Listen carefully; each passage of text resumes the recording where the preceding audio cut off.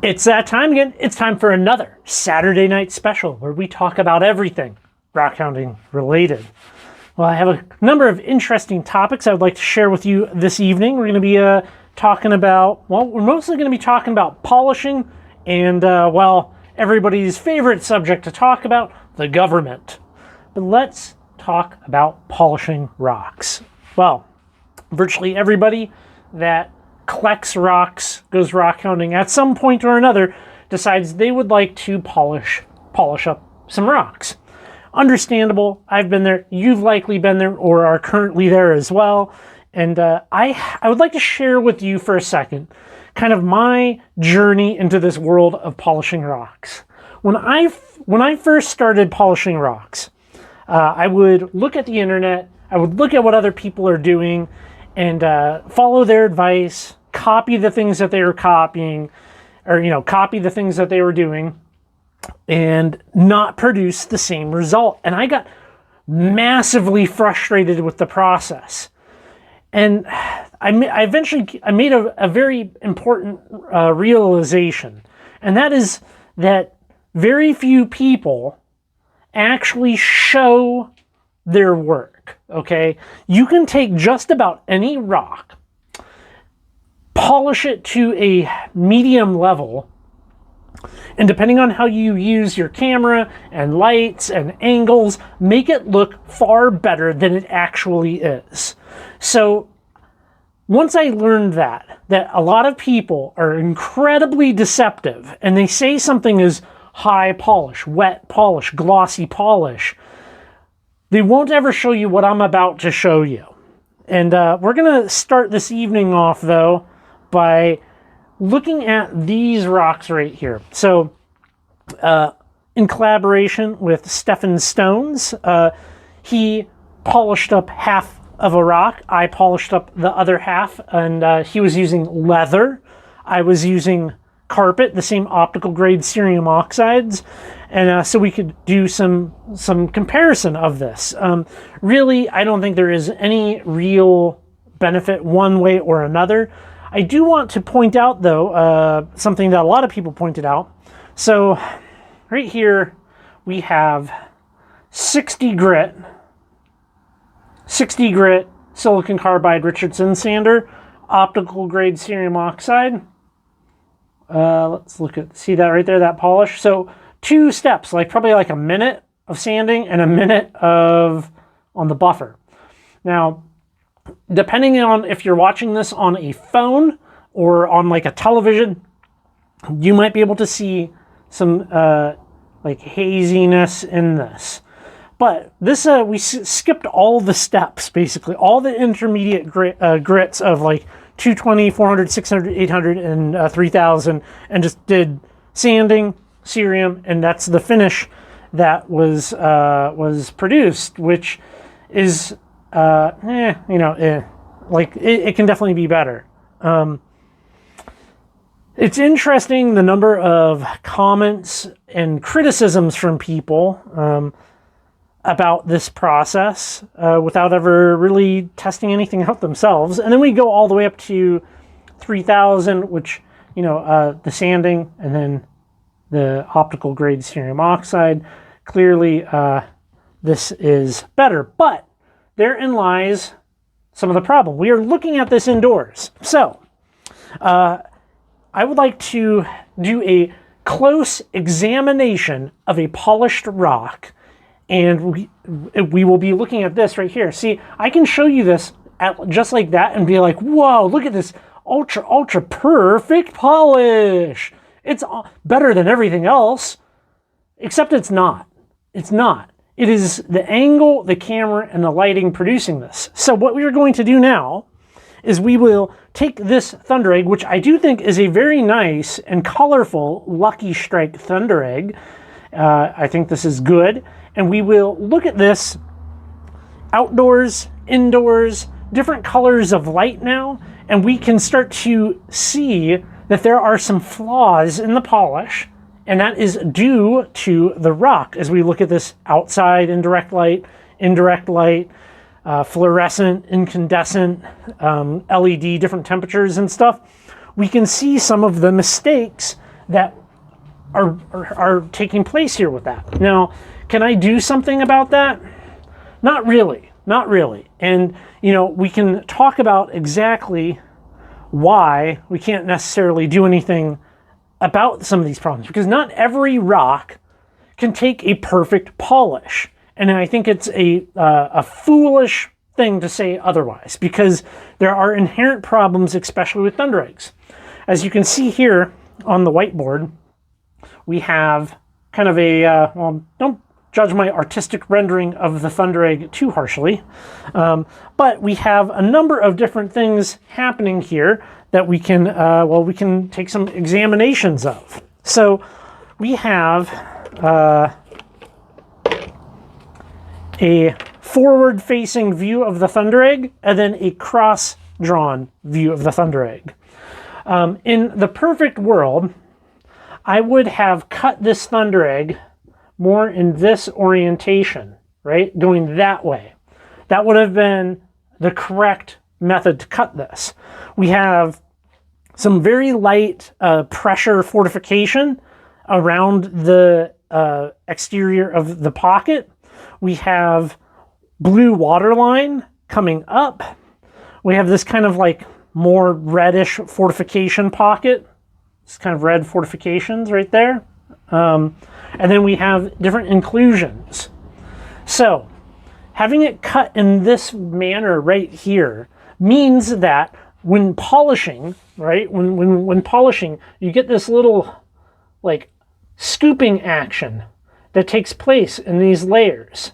And we get some slight undercutting of that, as well as undercutting of this inclusion. And you can see that in the stone, right? You can see that. You are not fixing that. You try to chase that, you are getting more of that. Is this a good polish for this stone? I believe it is. Is it perfect? No. Is it good to be critical of one's own work and not set false expectations? Yes. Yes, it is. Far too many people on YouTube, Facebook, whatever, do what I did at the beginning of this, where I'm like, check out this flawless polish, you know, and people copy their advice and are like, well, wait, why am I not getting a flawless polish? It's because in actuality, they're not getting a flawless polish themselves. So it's important to look at these types of things with a critical eye. I think as far as who you give your attention to, you know, man, it's hard. It's really hard because I want to, you know, let's dip you back down here. I want to give people the benefit of the doubt in that they're not being malicious, but I'm not sure. I'm not sure because, find another person willing to be critical of their own work and take something outside and look at it in different angles and lights. It's rough. Not likely to happen. I think the reality is when we're working with natural materials, it's very, very challenging, especially with something like this. It has lots of inclusions. Now, it is far easier when you have something like this with very few inclusions, very gemmy type material, very solid. You have a higher likelihood of getting that. To say something is polished is very subjective. People have their own kind of varying opinions on the subject. And one thing I learned once I started going to rock shows, what people sell as polished and what I would consider polished are very different things. Very, very different. Yeah, this was a good learning exercise for me. It was very good. What else? Let's just look at these real quick. Yeah, these are some of the napped arrowheads that Stefan made for me. Very cool. We'll put these guys right. Let's see. Can we put that one there? Maybe we'll put this guy. Can we stand them up? We'll stand them up back here. Stand them up. Very, very cool. Very cool. Very happy with that. But yeah, it's good to learn. It's good to work on stuff. You know. Yeah. Speaking of Lucky Strike, this is a Lucky Strike Thunder Egg here. Wait. Yeah, like that. Lucky Strike Thunder Egg. The Lucky Strike mine, they did announce that they are reopening for the 2023 season, and I'm excited to go back there. It's been a couple of years, so good news on that half, because I think the Lucky Strike eggs are clearly I think they're a superior egg, and they look completely fantastic.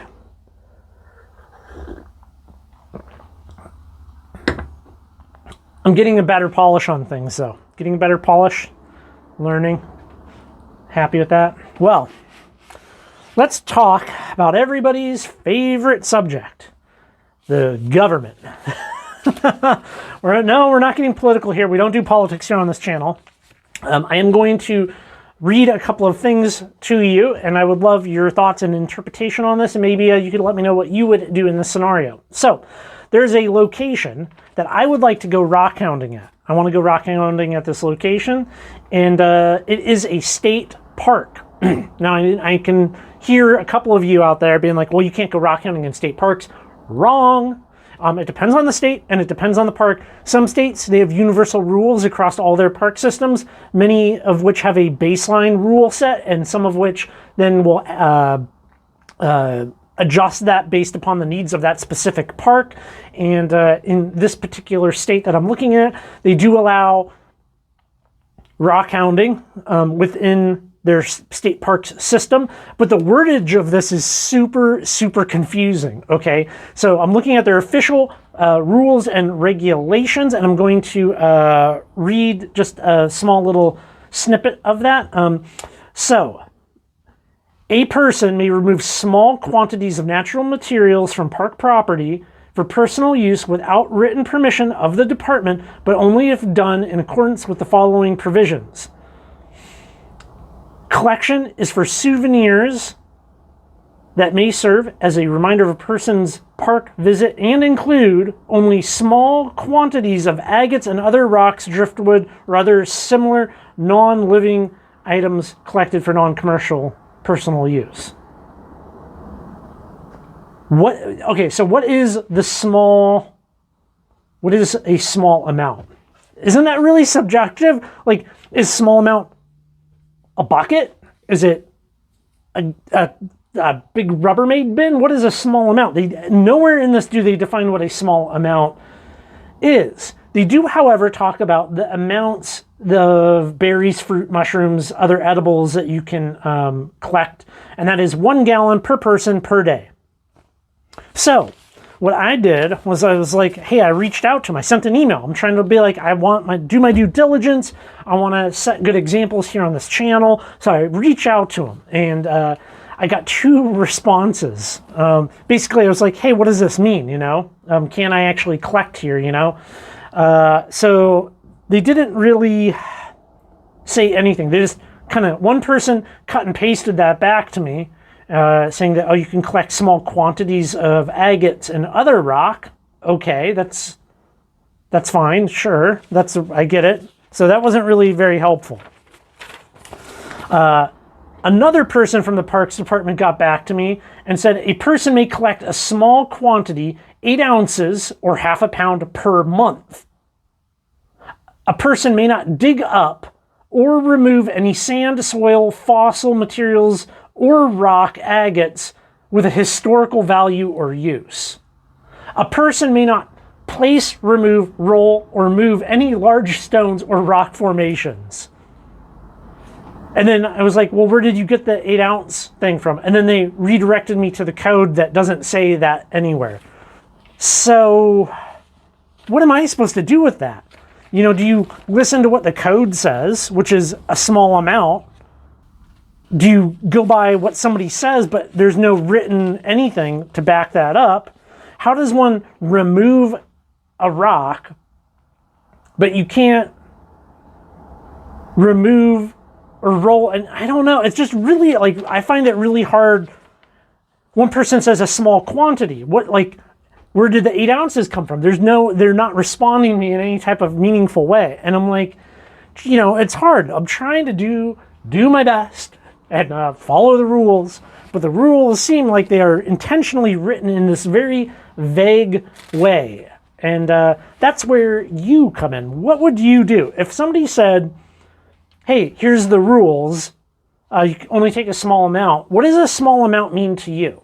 And then if another person said, well, okay, here's how we define a small amount, and I respond back with, okay, where's that written? And then they just respond back with the code that doesn't have anything in there.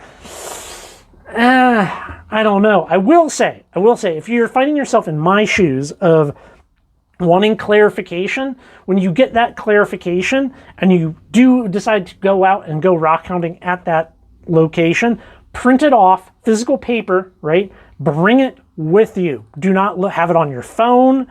Don't count on having cell phone service to show somebody. If somebody comes up to you, be prepared, I think. I think you should be prepared to be like, here's the regulation, here's the clarification. They said small quantities. You know, I don't know. That's my opinion on it. It's a tough one. It's a tough one. What do you do in that situation? It's like they're intentionally leaving it open to interpretation, which I don't like.